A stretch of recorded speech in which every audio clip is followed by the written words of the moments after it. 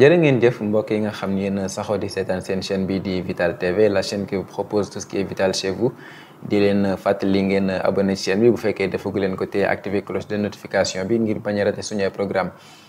ñu ngi leen di dalalaat ci seen émission Samp Laaj ngeen miin à chaque fois ñu di si ànd ak ay acteurs de développement tey nag ñu ngi dalal gan goo xam yaakaar naa kenn dootu ko présenté ci Mboro ndax taxawaayam rawatina ci fii ñu nekk ci lycée bu Mboro ndax actuellement ñoo ngi ci salle des profs bi nga xam ne ñoo ngi ko tuddee l'ancien proviseur monsieur Bakar Niang sama gan tey nag moom mooy monsieur Babacar Kébé nekk coordonnateur de l'amicale des anciens élèves du lycée de Mboro Babacar maa ngi leen nuyu. maa ngi lay fay Moustapha donc di remercier Vital TV donc ci déplacement bi ngeen def ñëw fii au niveau du lycée de Mboro donc pour ñu waxtaanee mbiru lycée bi ak anciens élèves. d'accord jërëjëf ñu ngi lay sant baax a baax aussi yow tamit ci wuyu si bi nga wuyu ñu donc dañuy def droit au but rek jëm ci waxtaan wi amicale des anciens élèves LTICS ñoo ngi koy wax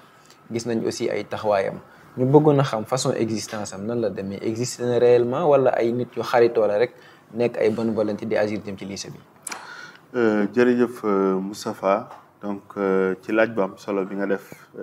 sur l'existence et un peu la genèse même de l'amicale des anciens élèves du lycée de Mboro ndaxte boo xoolee sabab bi xëy na sax amoon na des initiatives donc bien avant donc ñuy ñëw un peu jël les rênes de cette amicale là et commencer à faire des travaux donc il y avait certes des initiatives un peu isolées mais demeewul woon noonu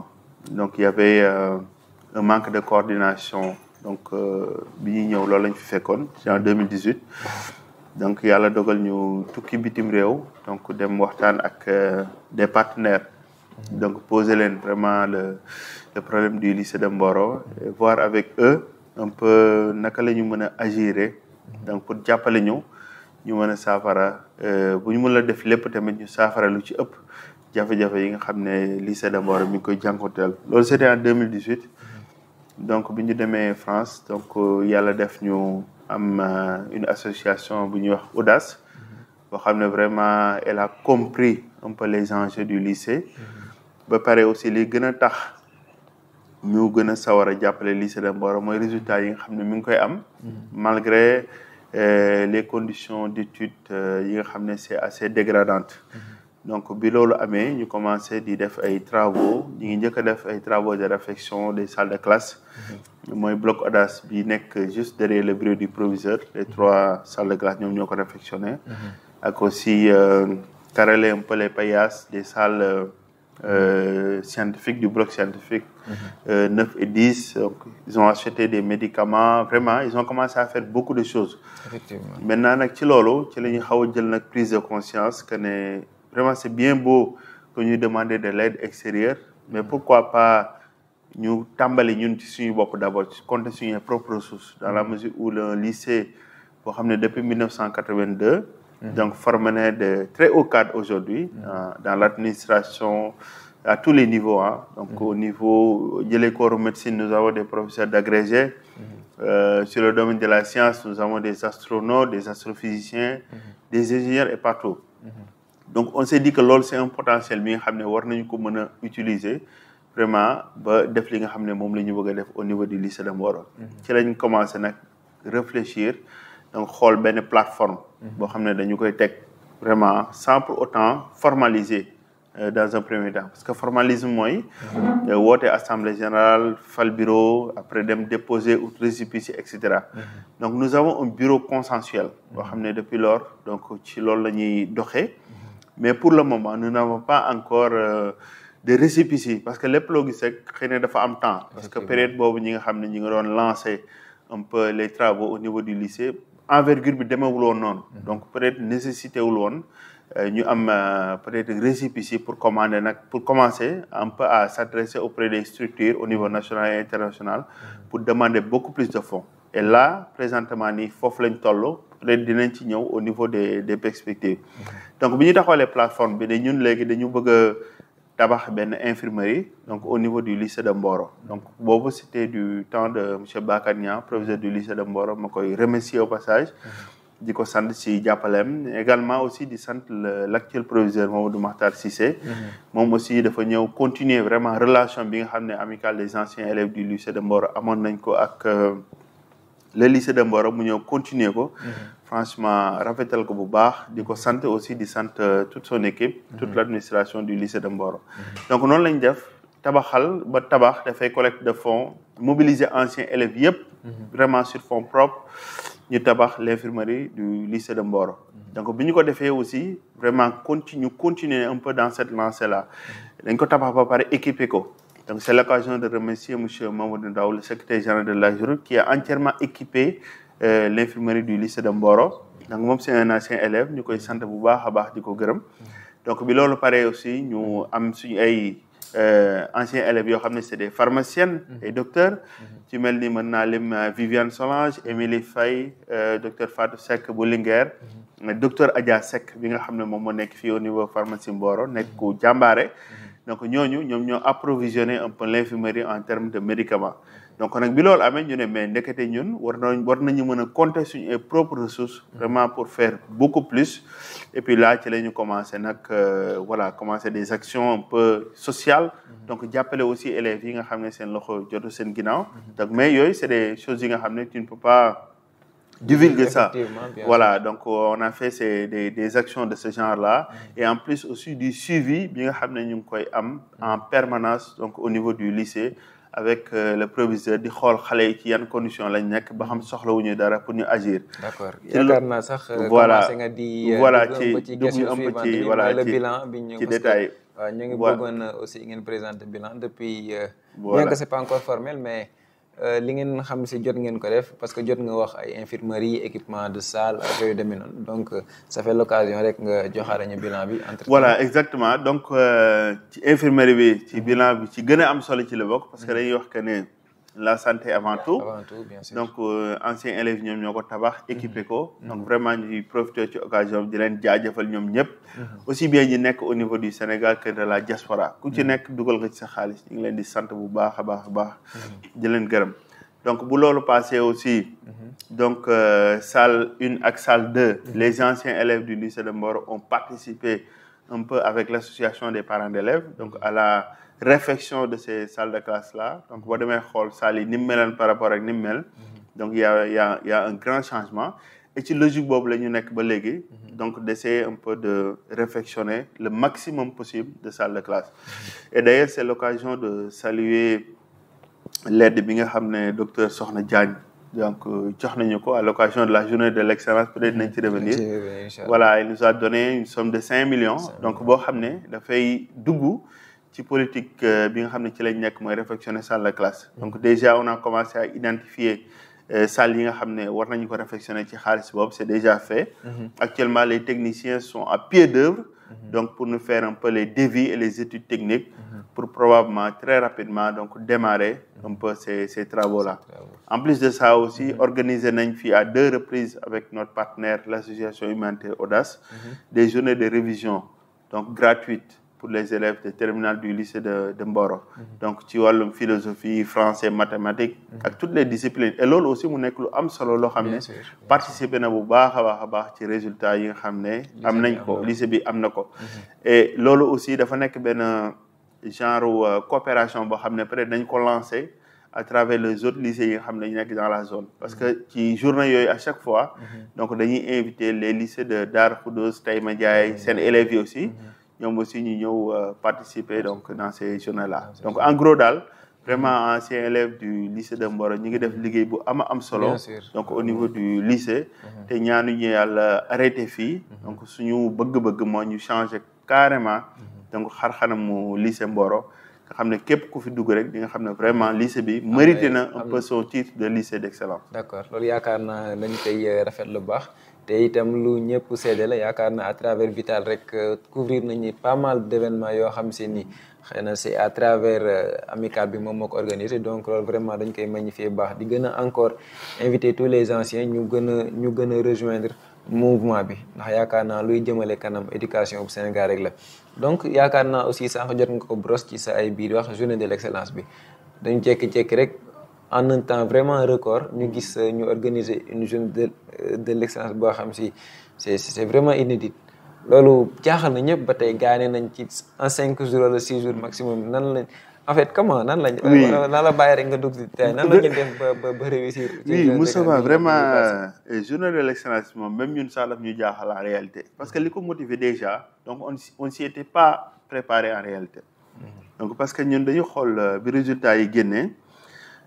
ñu gis que ne jigéen ñi vraiment dañ ci am pàcc bu am solo. surtout au niveau des mentions parce que on a 57 mentions. ci 57 mentions yi ñu am ci 9 mentions bien. et ci 9 mentions bien yi rek les 8 sont des filles. donc vraiment ñu ne alors là c'est vraiment une occasion de rendre hommage aux filles. vraiment au début c'était une affaire boo xam ne xëy na bëgguñu woon mu mel ni mu mel ni tey donc foogewuñ ko woon. dañoo on va juste acheter des cadeaux. voilà rendre hommage aux filles aux élèves aux filles en particulier mais ñu ne mais pourquoi pas en profiter aussi pour rendre hommage aux enseignants et au corps professoral parce que chaque année donc ñi ngi def des résultats vraiment extraordinaires pourquoi parce que le taux de réussite au niveau national cette année au bac ça tourne aux environs de 51-52%. et le lycée de Mboro donc à 84% de taux de réussite. Donc vraiment ça, c'est-à-dire que ça mérite vraiment d'être fêté et ça mérite vraiment des récompenses et des honneurs donc à l'endroit aussi bien des élèves mais aussi du corps professoral. Donc au-delà même du corps professoral ñi nga xam ne ñëpp mosoon nañ jàngale ci lycée bi parce que xam nga résultat yi c'est un processus. donc ñoom ñëpp donc am nañ ci wàll ay d'ailleurs tableau bi nga xam ne moom moo nekk sama ginnaaw ni donc ci lañ ko amicale des anciens élèves confectionné donc jébbal ko le corps professoral du lycée de Mboro. donc vraiment bi ñu ko lancé nag mu am benn engouement bu doy waar. vraiment surtout au niveau des participations parce que au niveau des participations rek li ñu jot en termes d'argent c'est plus de 1,5 francs de francs CFA. yoo xam ne anciens yi ñoom ñoo ko dugal et sans compter voilà très bien et sans compter aussi les participations en nature. ñi nga xam ne indi nañ fi ay boissons ñi indi fi ay ndox. donc ñi jënd ay cadeaux aussi indi fi et c'est l'occasion aussi de remercier encore une fois le docteur Sokhna Diagne. bi nga xam ne dafa convoyer benn oto donc ak des cadeaux. vraiment indi ko fi jëndal 57 élèves yëpp cadeau fekk ñun jëndaloon nañ leen déjà ba pare mu dolli leen. donc chaque bénéficiaire a eu droit à 2 cadeaux d'excellence. donc ce qui est vraiment inédit. en plus de ça aussi il y a Mamadou Ndaw notre frère Mamadou Ndaw. donc bi nga xam ne tamit jënd na benn ordinateur portable vraiment d'une valeur de plus d'1 million de francs CFA.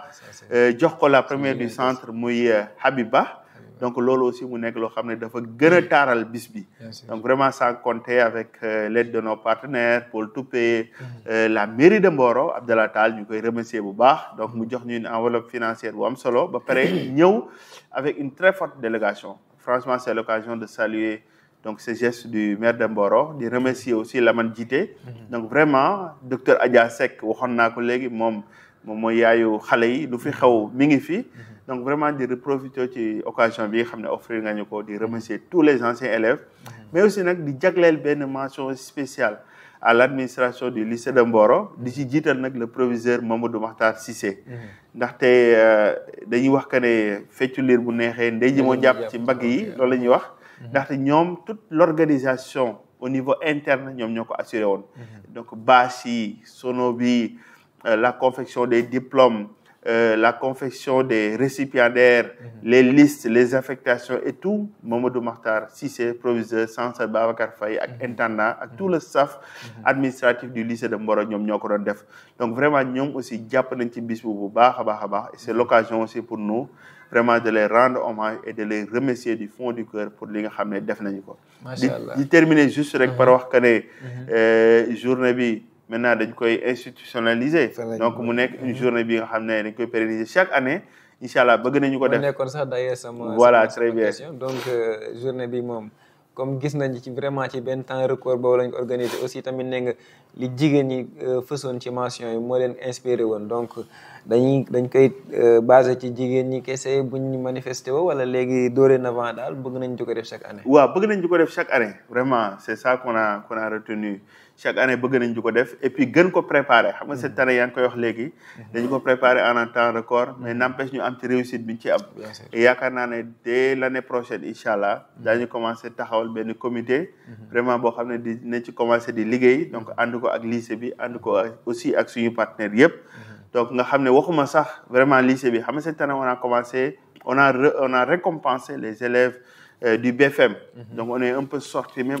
dans le cadre du lycée. Parce que là c'est vraiment pour encourager ñi nga xam ne aussi dañ nekk au niveau des CM nga xam ne ñoom ëllëg ñoom ñooy ñëw ci lycée bi vraiment ñu encourager leen un peu ñu teel a dugal seen bopp la philosophie de l'excellence bi nga xam ne moom moo nekk ci lycée bi de sorte que ñoom bu ñu ñëwee rek dal di mën a bokk directement. D'accord kon yaakaar naa journée bi moom nañ wax macha allah rek. macha allah tout à fait donc yàlla def na ci réussite bu baax a baax. donc yaa ngi ko wax aussi ci sa ay fin kaddu gis nañu tamit ci biir journée bi du ay élèves lycée Mboro rek lañu primé dem ngeen ba laal CM Mboro 1 CM Mboro 2 donc ci loolu est-ce que donc mën nañu xalaat ni amicale bi dafa commencer di agir en dehors du lycée jëm ci dëkk parce que gis nañ comme benn association d'anciens élèves bu nekk école Madior Niang ñoom d'ailleurs sax wut nañ benn cycle boo xam si dem nañ ba laalaale ci lu jëm ci wàllu développement Mboro est-ce que donc mën nañu xaar amicale bi aussi muy agir jëm ci Mboro et non pas seulement pour le lycée. waaw effectivement parce que loolu xel mën na ko nangu parce que boo xoolee position lycée de Mboro un peu dans la zone c'est vraiment un lycée historique. Donc lycée de Mboro li muy c'est pas au-delà même d'être un lycée mais c'est un symbole. C'est un symbole pour tout le département c'est un symbole aussi pour toute la commune. Donc lycée boo xam ne depuis 1982 lañ ko installé. Donc lycée la boo xam ne dafa taxaw comme taxawaayu donc symbole de l'excellence qui doit inspirer. Donc au-delà même de la commune mais tout le département. Donc ñun suñu vision dafay xaw a dépasser un peu sax le cadre du lycée. Parce que même xale bi nga xam ne école primaire lay jàng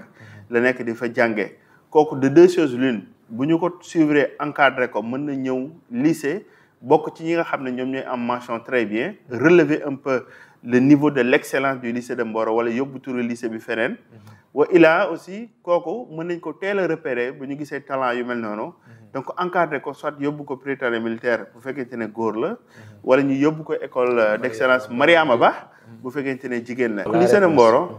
comme ni ma ko waxee au-delà même d'être un lycée c'est vraiment un symbole vraiment d'excellence donc ñun suñu rôle tey jii nekkul ne dañuy ñëw rek concentré wu uniquement ci lycée bi mais képp koo xam ne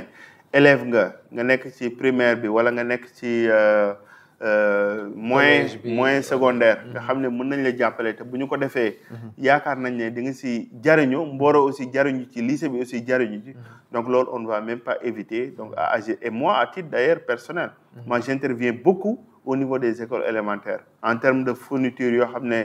dama lañ koy offrir à travers mes partenaires mais aussi en termes de travaux donc d'eau d'assainissement yoo xam ne dañu ko fay def au niveau des écoles élémentaires ak aussi des postes de santé d'ailleurs parce que la santé et l'éducation sont étroitement liées et d'ailleurs c'est la raison pour laquelle voilà on s'est battu pour avoir une infirmerie au niveau du lycée de Mboro pour que élèves yi vraiment nekk dans d'excellentes conditions pour mën a jàng réussir. D'accord kon yaakaar naa bu ñu conclure ci li nga wax daal mën nañu séntu ni ginnaaw ba nga xam si matal ngeen li ëpp ci ay mbébét ci lycée bi donc mën nañ leen xaar aussi ngeen wàcc sur le terrain ci biir dëkk bi agir aussi pour le développement. Oui mais bien sûr parce que démb rek maa ngi koy wax xam nga lycée dafa nekk loo xam ne mbiru état la certes mais jamono bi fi ñu toll nii donc lycée yi il faut que population yi di leen jàppale. école yi de manière générale il faut que ñu leen di jàppale. parce que tey jii boo xoolee parents d'élèves bu ci nekk. waxuma la sax parents d'élèves mais nga dëkk ci dëkk bi ci zone périmètre bi nga xam ne lycée bi fa la nekk. bu fekkente ne da ngay toog chaque mois wala chaque 2 mois nga ñëw na c'est que sax xool saafonte ak professeurs yi xool proviseur ne ko naka seen conditions yi mbaa yéen ngi xale yi ñi ngi am jàmm mbaa am leen fi jafe-jafe loolu rek au-delà même ngay joxe xaalis loolu rek vraiment c'est quelque chose bi nga xam ne ça peut les motiver et aussi dañuy xam que ne population bi mi ngi derrière ñoom daañu mën a gën a góorgóorlu voilà donc c'est vraiment un soutien moral important donc au-delà de ça aussi mënoon na ñëw xool peut-être 2-3 mois boo xam ne kenn day jóge fële ñëw ak 2000 3000 5000 am jox ko proviseur ne ko proviseur lii kat maa ko def ci lycée bi vraiment pour jàppale leen donc loolu dafa nekk loo xam ne c'est des petits gestes mais après njariñ bi muy am donc kenn mënu ko imaginer donc vraiment ñun appel bi ñuy lancé vraiment au-delà même d'ailleurs des industries yi nga xam ne ñoo fi nekk parce que le lycée d'ailleurs porte le nom des industries chimiques du Sénégal donc que nous remercions au passage pour travaux yi nga xam ne mi ngi ko fi def donc CDI bi mi ngi di ñu ngi koy réfectionner waat à neuf et ça c'est l'occasion de remercier et de féliciter les ICS mais aussi une occasion de les demander à faire encore beaucoup plus parce qu'il y a beaucoup à faire au niveau du lycée de Mboro il y a beaucoup de salles yi nga xam ne war nañ leen réfectionner tey il y a beaucoup d'équipements yi nga xam ne war nañ ko jënd indi ko au niveau du lycée de Mboro et loolu yëpp dafay concourir un peu à maintenir ou bien à garder donc le cap de l'excellence bi nga xam ne lycée de Mboro am na ko GCO aussi mënuma ko bañ a remercier parce que salle bi nga xam ne fi la ñu nekk muy salle des profs waa GCO ñoom ñoo ko tabax offrir ko un peu le lycée de Mboro donc là aussi ñoom aussi ñi ngi def seen wàll bu baax a baax ci mbir bi et d'ailleurs pour glisser un peu sur ce projet de réflexion de salle de classe donc Mamadou Ndaw le secrétaire général de Rageroute il a envoyé une mission hier au niveau du lycée de Mboro donc pour que ñu ñëw xool yan salle de classe lañ mën a réfectionner au niveau du lycée donc hier on a fait la visite avec des membres de l'amicale donc l'administration du lycée le censeur l'intendant et tout donc pour xool un peu def benn mission de diagnostic te am nañ yaakaar aussi donc projet boobu tamit dina sotti balaa yàgg ñu tàmbalee liggéey boobu donc en résumé daal vraiment lycée bi nekk na lycée boo xam ne lycée ñëpp la donc na ci ñëpp jàpp pour que élèves yi mën ci gën a jariñu quoi d'accord incha allah loolu moom yaakaar naa ñaan gu war a ñëpp feddile la ndax bu amee rek amal njëriñ population yi ndax réew moom base bi yaakaar naa jàng la donc bu normalul rek xëy na yaakaar mën na faa xaw a desee am donc yaakaar naa quintessence waxtaan bi matal nañ ko dugg nañ ci amicale bi formalisation wam def nañ bilan bi wax nañ aussi perspective amicale bi dugg ci dëkk bi est-ce que dafa yem ci lycée même ces interventions au niveau des collèges comme Mboro 1 wala Mboro 2 ñu xaw a un peu ñëw rek tuuti un peu ci Babacar ñu gis nga am benn amour benn kii ci lycée bi boo xam si ñëpp témoigné nañu ko su ma juumul sax wax nañu ni moom coordonnateur bu ñu doon dem bay def bureau tamit poste boobu dañ ñu kenn ku voté Babacar daal nekk na ko naturellement parce que il a eu vraiment à mener d'excellentes choses concernant kii bi lan moo la war a xiital ñu bala ñuy jeexal rek nga ñamal ñu ci tuuti rek. ñu xam oui Moustapha jërëjëf vraiment c'est quelque chose boo xam ne man je l'ai dans le sang. parce que mon papa était enseignant donc à la retraite donc nous avons un peu grandi vraiment dans ce milieu-là donc dans ce milieu enseignant donc foofu la ñu màggee et loolu moom moo gën a tax donc ma fonk école donc maa ngi lay wax léegi que ne damay intervenir ci école élémentaire yi donc même au niveau de l'école de Darou Khoudoss sama papa foofu la doon jàngale donc foofu aussi on a eu à faire vraiment des travaux là-bas donc yoo xam ne man maa ko def avec samay partenaires bon vraiment moi tout ce qui touche à l'école vraiment m'intéresse quoi donc à cause de mon papa donc vraiment qui était donc un enseignant modèle et qui nous a un peu inculqué quand même ces valeurs-là. Et pour revenir un peu à l'amicale, d'ailleurs même bi ñuy def le bureau consensuel donc j'avais demandé à ce que le poste de coordonnateur donc soit vraiment voté donc qu'on puisse désigner quelqu'un s'il y a des gens qui l'intéressent. Moi je suis prêt à céder ce poste-là parce que c'est pas vraiment des poste ou pas, moi voilà. Donc c'est une question de conviction, c'est une question de principe. Donc le lycée et moi, c'est une très longue histoire. Mais malheureusement ou heureusement, je sais pas, mais profiter aussi de rendre hommage à anciens élèves yi foofu ñoom ñëpp dañu ne donc poste coordinateur boobu Babacar ñun dañu ko voté donc yow la ñu koy jox mu nekk benn cër boo xam ne vraiment man nangu ko aussi avec beaucoup de fierté donc di leen di sant di leen gërëm et puis di leen wax que ne aussi dina sacerdoce lay nekk en fait sas que loo xam ne dina ñu gën a góorgóorlu donc lycée bi dafa nekk loo xam ne Moustapha ñun daanaka voilà dafa sori trop ci ñun donc mënuñu toog tous les week-ends au niveau du lycée ñi ngi au niveau du lycée de Mboro muy année scolaire wala vacances donc tout le temps on essaie de voir un peu lycée bi est-ce que amul problème ñun ñu mën a xool naka lañ ci mën a agir rapidement donc loolu ça va au-delà même du titre de coordonnateur que je suis mais vraiment c'est une question d'amour très profond qui existe entre le lycée de Mboro et moi et ça date depuis très longtemps. D'accord loolu moom yaakaar naa képp kuy xam daal ci lycée Mboro moom ça se manifeste vraiment très grandement donc agsi nañ ci cëppaandawal émission bi jeexale nañu sa attirance bi nga am vraiment dafay sax manifesté wu ci yow boo ciy wax donc dañ lay bàyyi rek nga def kàddu gu mujj gi ñu tàggatoo ak internet yi ba beneen incha allah. waaw mais merci beaucoup à Vital TV. D'abord vous remercier vraiment ci déplacement bi ngeen ñëw def. mais aussi ak le professionnalisme bi nga xam ne moom ngeen mënee donc l'émission donc jusqu'à son terme.